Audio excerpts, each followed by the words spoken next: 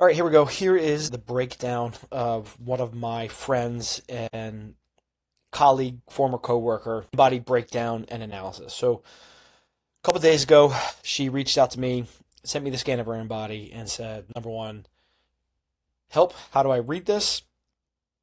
And number two, I need to gain weight. I need to put on mass. What can we do? How can we attack it? So, with her permission, I asked if I could use this as a case study and if I could kind of create a post for this. So, a couple different things about this. These are going to be generalized recommendations. A lot of the nutrition coaching that I do is education. We're not trying to fix anything with anybody. We're just trying to give as much positive information as possible so that she can make the best decision possible for her and how she can go about doing that. Okay, so snapshot here. Okay, background information. 41 years old, 5'9".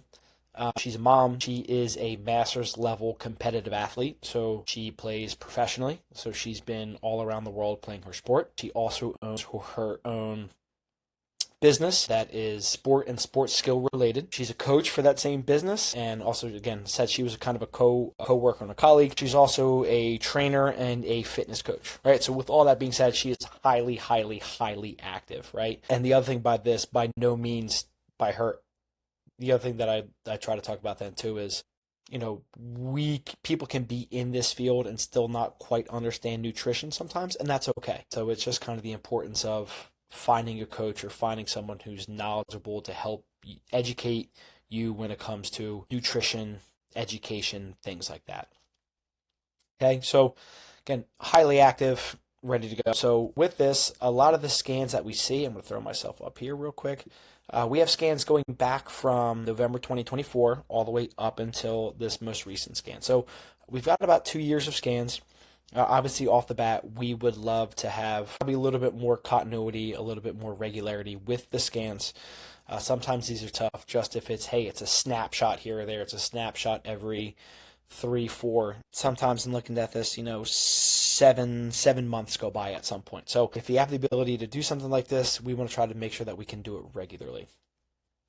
Okay, so what can we see here with this just from this most recent scan? Lean body mass, so that's going to be everything that's not fat, right? We have a total weight of 142. We have 16.8 pounds of fat mass, right? We have 33.7 pounds of dry lean mass, 33.3 extracellular water, and then intracellular water. So that really the waters are just going to be kind of what else is all inside of our body. So 142, smooth muscle mass, 71.4, and then a body fat mass of 16.8. So again, of her 142, 71.4 is going to be muscle mass or smooth skeletal muscle mass, 16.8 is going to be fat mass. So that puts her BMI right at 21, and then her percent body fat at 11.8. Here we can look at kind of the segmental analysis with the InBody. It uses electrical impedance. So depending on how long the current takes through to go through things, it has a calculation to through that. So if we look at this, pretty even across the board. No huge differences between left arm and right arm. Trunk, again, no huge differences between right leg and left leg. So nothing kind of really crazy there from a muscle mass perspective. There's nothing truly off. Okay, here we want to come down and look at the history a little bit. So again, we started with this first scan in November of 2024, bring this all the way out to May of this year. We've kind of hovered around, actually, let me get into this next portion here. Okay, so again, scans go back over 2 years. Again, as I said, we would love to have more regular scans, but we work with what we have. Again, this is just a snapshot, but I think it's nice to have these two pretty close together within 3 months of each other. So looking back this, we can see that weight hovers between 146, drops down to 144, but has been pretty regularly in that 145 to 146 range until this most recent scan where we're hitting 142. Smooth muscle mass, we can see for the first couple scans, we're looking at almost, we're at 69, 68. We drop off quite a bit. We add some weight back up, go up to 69.4, and then we see a pretty big jump from September of last year to February of this year where we've added almost 3 pounds of muscle mass. And then we lost 0.7 of that in between the next 3 months, which that's going to correlate with our body fat percentage. So no huge changes, right, with these first 2 months, right? 15.6, 15.5, pretty steady. we see body fat percentage increase because smooth muscle mass decreased, right? So when we lose muscle mass and the fat stays the same, what the composition of your body is changes, right? So the less muscle mass you have, the higher the body fat percentage that you are going to have, right? And kind of vice versa.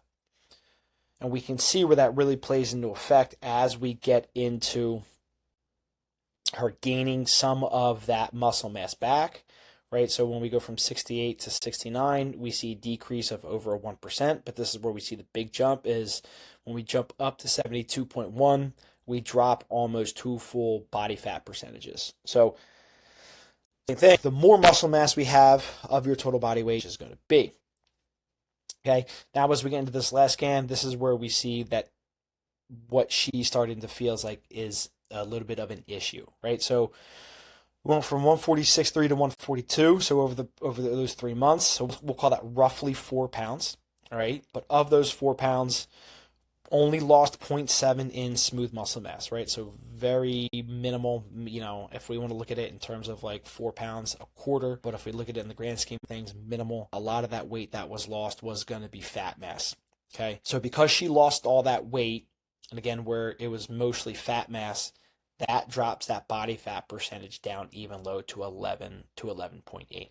Okay, so just kind of understanding the role and how those two things play together. As we go into this, a couple things that we can notice here. Again, it's nice that these two scans are roughly 3 months apart, so we can kind of assume or take some guesses and take some averages. Again, I like to say when I'm working with people, we like to be very consistent. I kind of like to really know what's going on kind of from a month-to-month basis. So really, if we look at it, if we look at the weight loss, 146 to 142, she's losing 1.33 pounds each month, right? Which, healthy, right? Very healthy, very slow, right? Especially if we consider that most people aim to lose anywhere from 1 to 2 pounds of body weight per week. She lost roughly 1 pound of body weight, a little more than 1 pound of body weight per month. So again, that caloric deficit that she's in is going to be very, very small. Okay, and again, it's huge that, 0.7, that was muscular, right? So that tells me, again, that lets me know that she's training, she's getting her protein in, she's eating, but there's somewhere where there's a little bit more of that caloric deficit.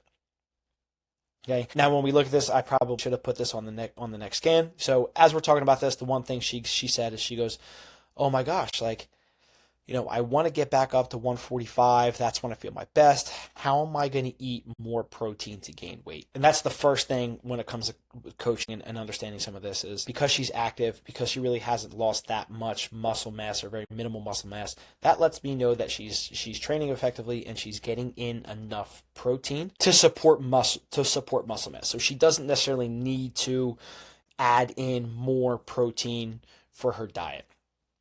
Okay, our goal here would to gain that weight back with carbs and healthy fats.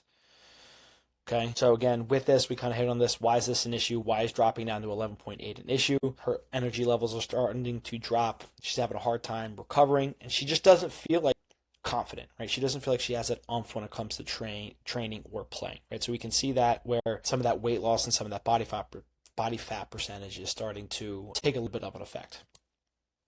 Okay, so when I look at this, first of all, we have to understand she is an athlete, right? So for me, when we look at fat levels with athletes, I look at that and say, hey, we're probably starting to drop a little bit too low for performance or just for basic health, right? So if we look at some of the information that's out there, probably the lowest, we want to drop for women, which is like the fat that is essential for just basic health, is 10 to 13%. And realistically, that's not necessarily something that maybe we want to walk around like that all the time, right? I would think of that as like, okay, those are going to be like brief little periods in life. So if we're thinking like a bodybuilder, high level competitor, yeah, they might get to that level, but they're not going to stay at that level, right? We don't want to stay in that just essential, very, very low level for too long, right? That's where we can start kind of messing with endocrine system, hormone production, all that fun stuff. So again, essential fat for women, we're looking at 10 to 13%. Athletes, 14 to 20%. And then your average fitness goer, 21 to 24. Usually average for women is probably going to be somewhere in that like 26 range. Okay. But again, I would like to see her gain weight, but I would like her to creep back up to maybe 15 to 16% and get into, out of that essential fat level for women and kind of start creeping back up into that athlete zone.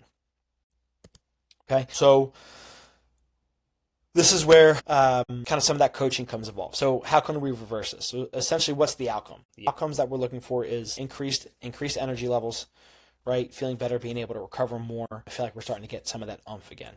So if we look back at that last scan, we already know that her deficit is very low, right? I would say minimal, but she is in some sort of deficit. So it's not like we need to completely overhaul her diet, have her count calories, track everything. She's probably doing some of that, most of that stuff already, but it's not like we need to completely open everything up to take a look. Again, just looking at that. So we would start with something very, very simple. So lowest hanging fruit. Easiest way to do this, we want to add a carbohydrate and a healthy carbohydrate-based snack twice a day, with one being after a workout or a training session, right? So that way she can immediately replenish those carbohydrate levels, those fat levels, in order to kick off recovery. And then we're kind of building that into a habit. So now that we know, hey, every time I work out, I need to get my post-workout nutrition in order to help build myself back up. And realistically, with these snacks, we're probably aiming for 200 to 300 calories per snack. Again, with this, we don't need to put on more muscle mass, right? So eating more protein is not going to be the goal, right? Because again, as we talked about earlier, if we put more muscle mass on, that's going to drop that percent body fat down even lower. Okay, so we want to try to make sure that we add weight, try to get back up to that 145, 146 zone, but do it in a way that's slow and controlled. So again, if we're adding in anywhere from 400 to 500, 600 calories a day just in snacks, that should be enough to get us to maintenance and then put us in some sort of a surplus.